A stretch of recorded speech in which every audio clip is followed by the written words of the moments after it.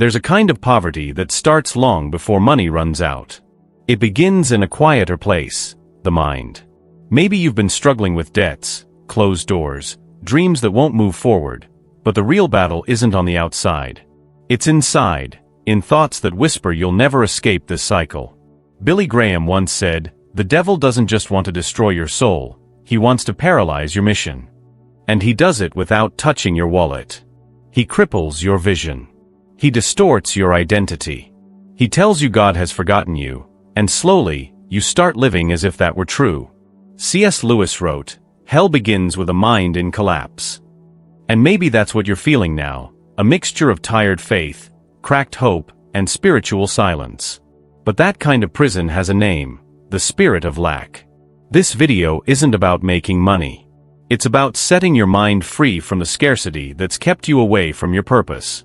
It's about exposing how the enemy operates when he wants to cut off the flow of divine provision. And more than that, it's about showing you the path back to abundance that begins in the soul.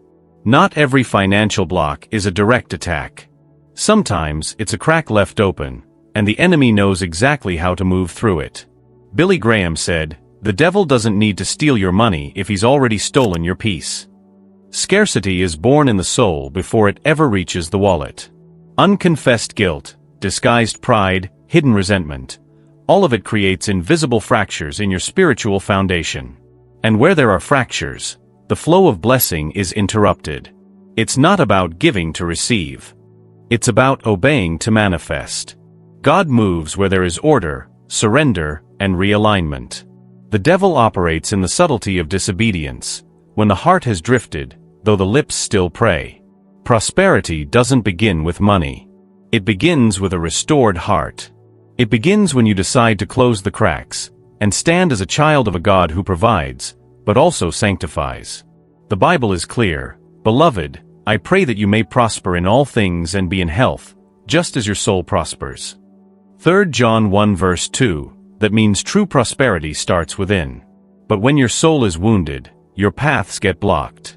Many Christians don't realize that even while speaking faith, they still carry beliefs that sabotage their walk. Old rejection, buried shame, fear of not being worthy. All of it acts like an invisible lock, draining confidence and wearing down hope. You can pray for open doors, but if deep inside you still believe you're undeserving, your faith gets interrupted from within. It's like planting in cracked soil.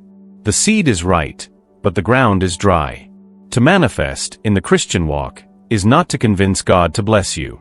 It's to align yourself with the truth that you are already loved, already seen, already chosen.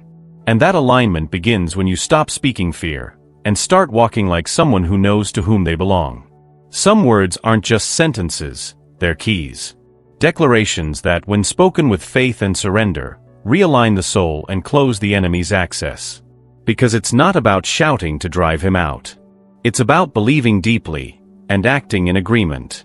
Scarcity often lives in unconscious agreements, thoughts you don't even notice, but that repeat within, "I'm not worthy. This will never change. God has forgotten me." And when those words are sustained, they become spiritual strongholds. That's why declaring, with clarity and faith, can shift everything. Not by magic, but through alignment. I break every unconscious alliance with lack. I renounce the lie that I am unworthy. And I declare that I am a child of the God who provides with purpose. Spirit of lack, you no longer rule my mind, my hands, or my home. When this declaration comes from a surrendered heart, it moves spiritual structures. Not because the words themselves have power, but because the faith behind them repositions you before God. And when you remember who you are, the enemy remembers he lost. The enemy doesn't back down at memorized words. He retreats when he sees change. Because what threatens him isn't the sound of your prayer, it's the strength of your surrender. Billy Graham once said, "True repentance is the beginning of all freedom." And that freedom begins inside. It begins when you stop repeating promises with your lips and start rebuilding, within, the structure of your faith.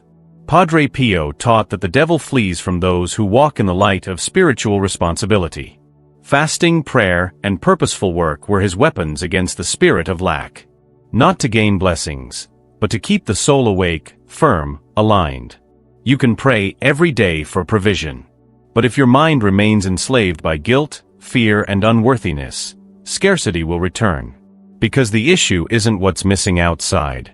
It's what's still active inside, silent agreements with lies. True abundance doesn't begin when money comes in. It begins when the enemy is cast out from your thought life.